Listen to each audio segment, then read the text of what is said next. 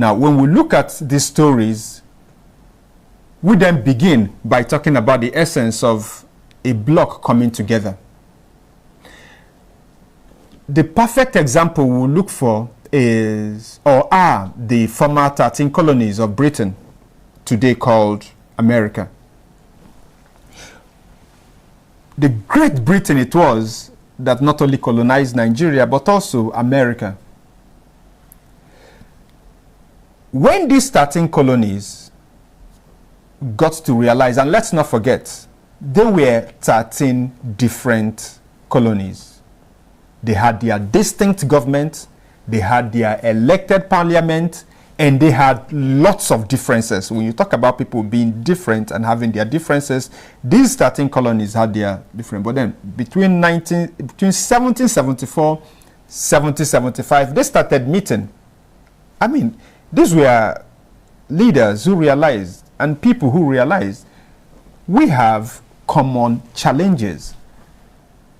And being separate entities, we can't win this common enemy.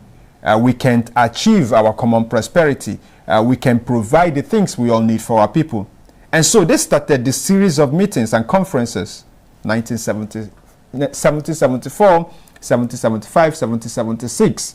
All of these that led to or culminated to the American, what we now know as the American Revolution. What did they know then in the 1770s? It was, we are better together. They won their independence, and today we call them the United States of America.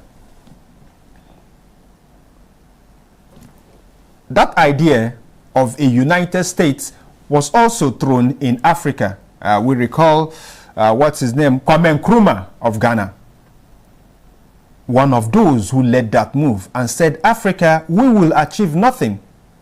If we gain what we now call independence, will be absolutely nothing if we do not merge together as a United States of Africa, have our own currency, have our own bank, have our own army, and be one united people.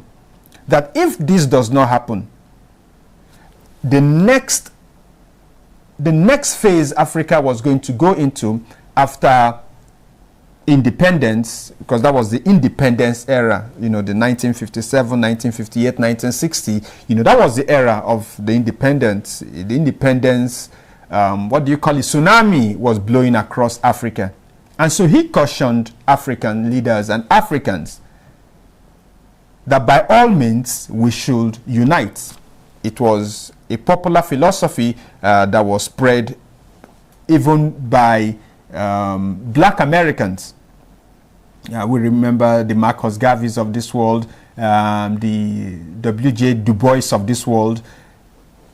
You listen to the music that was coming out of Africa, you know, that era, Africa Unite by Bob Marley. You know, it was a philosophy that was being sold, that if Africa was to make do, you know, of its independence and achieve anything, it shouldn't allow itself to be recolonized, which is what we are having now, neocolonialism, that it was going to be worse than colonialism.